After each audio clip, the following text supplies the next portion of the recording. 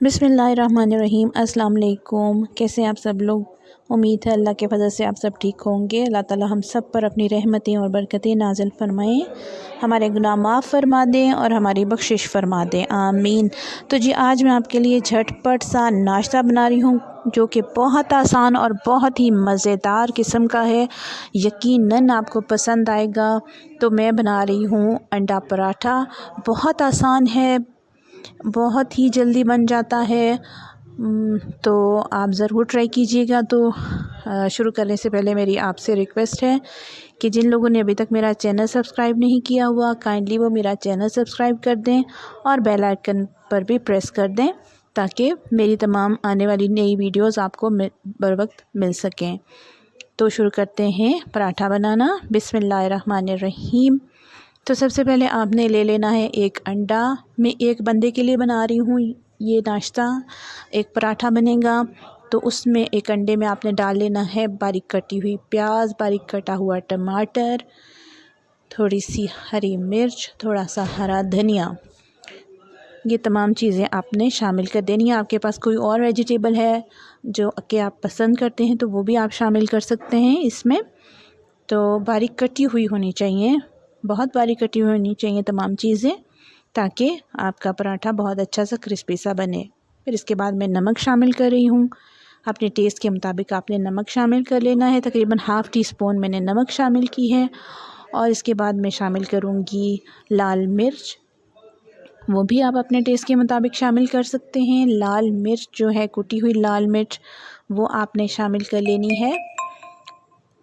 तो लाल मिर्च शामिल करूँगी मैं तकरीबन ये भी आधी टीस्पून है। और इसके बाद इन तमाम चीज़ों को आपने अच्छा सा मिक्स कर लेना है। और उससे पहले आपने ये देखिए मेरे पास एक टीस्पून है, मैंने तकरीबन 3 टीस्पून के बराबर आटा शामिल कर दिया है अंडे में। तो जो घर में नॉर्मली हम आटा रोटी बनाने के लिए इस्तेमाल करते हैं वो आटा आपने शामिल कर लेना है। और इन तमाम चीज़ों को आपने बहुत अच्छा सा मिक्स करना है। तो आटा शामिल करने के बाद आपने थोड़ा सा तकरीबन आधा कप पानी का शामिल करना है ताकि ये एक हमारा बैटर तैयार हो जाए। बहुत थोड़ा सा पानी, तकरीबन आधा कप आपने पानी का शामिल कर लेना है। देखिए इस तरीके से आपने आहिस्ता आहिस्ता से थोड़ा थोड़ा पानी शामिल करना है ताकि कोई गुठली ना रहे और आहिस्ता आहिस्ता से तमाम चीज़ें मिक्स हो जाएं और आटा भी अच्छी तरह से मिक्स हो जाए पानी में। और ये हमारा इस तरीके से बैटर तैयार हो गया अल्हम्दुलिल्लाह। तो अब हम बना रहे हैं पराठा। तो तवा मैंने गरम कर लिया, उस पे आपने थोड़ा सा कुकिंग ऑयल, बटर या घी जो भी आप पसंद करते हैं वो इस्तेमाल कर सकते हैं आप।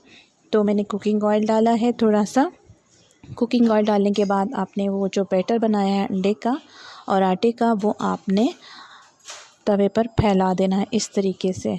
बिस्मिल्लाहिर्रहमानिर्रहीम। माशाल्लाह अल्हम्दुलिल्लाह। ये देखिए बहुत अच्छा सा गोल सा हमारा पराठा तैयार हो जाएगा। तो इस तरीके से आपने स्मूथली बैटर को फैला देना है तवे पर। बहुत ज़्यादा बारीक पतला नहीं करना है इसको। अब ये पतला जब हो जाएगा तो ये टूट जाएगा, इसलिए आपने बहुत ज़्यादा पतला नहीं करना और बहुत हल्की आंच पर आपने इसको पकने के लिए छोड़ देना है। तकरीबन 3 मिनट के बाद आपने इसको पलटना है।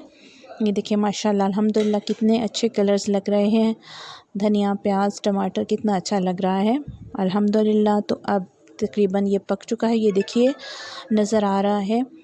तो अब मैं इसको पलट रही हूँ। बिस्मिल्लाहिर्रहमानिर्रहीम। वाह माशाल्लाह अल्हम्दुलिल्लाह। ये देखिए कितना खूबसूरत कलर आया है पराठे का और कितना ही क्रिस्पी ये तैयार होगा पराठा। आप मुझे ज़रूर याद रखिएगा, ये पराठा जब भी बनाएंगे दुआ दीजिएगा मुझे।